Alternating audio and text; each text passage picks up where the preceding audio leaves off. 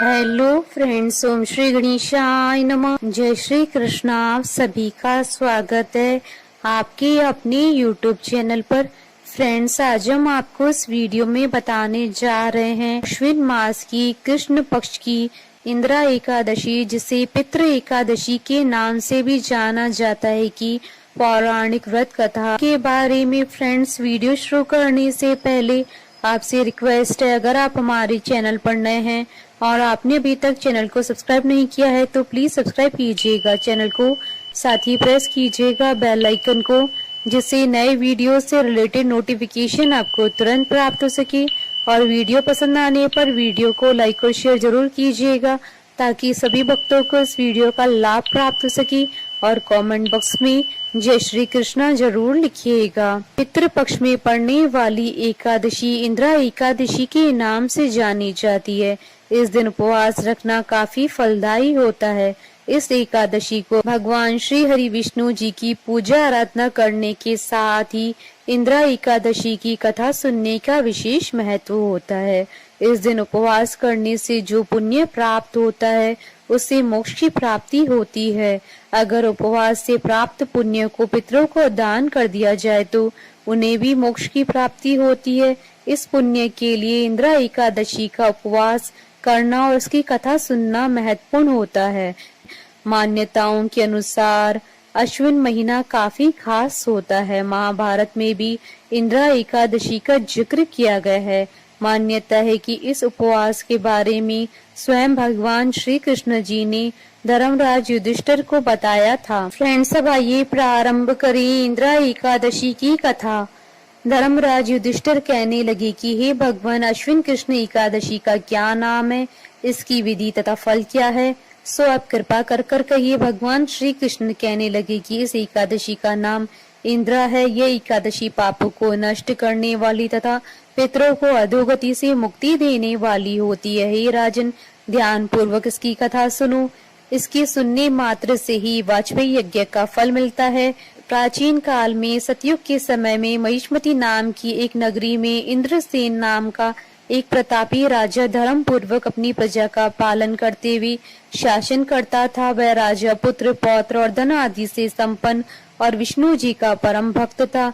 एक दिन जब राजा सुख पूर्वक अपनी सभा में बैठा था तो आकाश मार्ग से महर्षि नारद उतरकर उनकी सभा में आए। राजा उन्हें देखते ही हाथ जोड़कर खड़े हो गए और विधि पूर्वक आसन व अर्घ्य दिया। सुख से बैठकर मुनि ने राजा से पूछा कि हे राजन, आपके सातों अंग कुशल पूर्वक तो हैं, तुम्हारी बुद्धि धर्म में और तुम्हारा मन विष्णु भक्ति में तो रहता है। देवर्षि नारद की ऐसी बातें सुनकर राजा ने कहा, हे महर्षि, आपकी कृपा से मेरे राज्य में सब कुछ कुशल है तथा मेरे यहाँ यज्ञ आदि कर्म सुकृत हो रहे हैं। आप कृपा करके अपने आगमन का कारण कहिए। तब ऋषि कहने लगे कि हे राजन, आप आश्रय देने वाले मेरे वचनों को सुनो। मैं एक समय ब्रह्मलोक से यमलोक को गया। वहाँ श्रद्धा पूर्वक यमराज से पूजित होकर मैंने धर्मशील और सत्यवान धर्मराज की प्रशंसा की। उसी यमराज की सभा में महान ज्ञानी और धर्मात्मा तुम्हारे पिता को एकादशी का व्रत भंग होने के कारण देखा। उन्होंने संदेशा दिया है, सो मैं तुम्हें कहता हूँ। उन्होंने कहा कि पूर्व जन्म में कोई विघ्न हो जाने के कारण मैं यमराज के निकट रह रहा हूँ। सो हे पुत्र, यदि तुम अश्विन कृष्ण इंदिरा एकादशी का व्रत मेरे निमित्त करो तो मुझे स्वर्ग की प्राप्ति होगी। इतना सुनकर राजा कहने लगा कि हे महर्षि, आप इस व्रत की विधि मुझसे कहिए। नारद जी कहने लगे कि अश्विन मास की कृष्ण पक्ष की दशमी तिथि के दिन प्रातः काल श्रद्धा पूर्वक स्नान आदि से निवृत्त होकर पुनः दोपहर को नदी आदि में जाकर स्नान करें। फिर श्रद्धा भाव से पितरों का श्राद्ध करें और एक बार भोजन करे। प्रातः काल होने पर एकादशी के दिन दांतून आदि करके स्नान करे। फिर व्रत के नियमों को भक्ति पूर्वक ग्रहण करता हुआ प्रतिज्ञा करे कि मैं आज संपूर्ण भोगों का त्याग कर निराहार एकादशी का व्रत करूंगा। हे अच्युत, हे पुंडरीकाक्ष, मैं आपकी शरण में हूँ, आप मेरी रक्षा कीजिए। इस प्रकार नियम पूर्वक शालिग्राम की मूर्ति के आगे विधि पूर्वक श्राद्ध करके योग्य ब्राह्मणों को फलहार का भोजन कराएं और दक्षिणा दे। पितरों की श्राद्ध से जो कुछ बच जाए उसको सूंघ कर गो को दें तथा धूप दीप गंध पुष्प नेवद आदि सब सामग्री से ऋषिकेश भगवान का पूजन करें।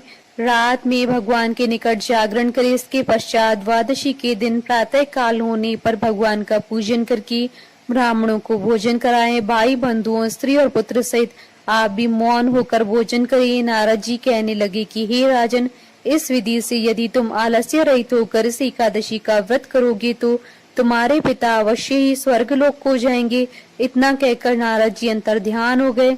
नारद जी के कथनानुसार राजा द्वारा अपने बांधुओं तथा दासों सहित व्रत करने से आकाश से पुष्प वर्षा हुई और उस राजा का पिता गरुड़ पर चढ़कर विष्णु लोक को गया। राजा इंद्रसेन भी एकादशी के व्रत के प्रभाव से निष्कंटक राज्य करते हुए अंत में अपने पुत्र को सिंहासन पर बैठाकर स्वर्गलोक को गया।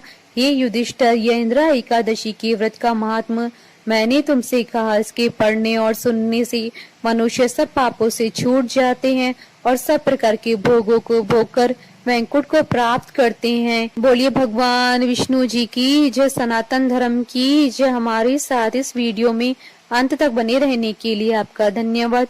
ओम श्री गणेशाय नमः। जय श्री कृष्ण।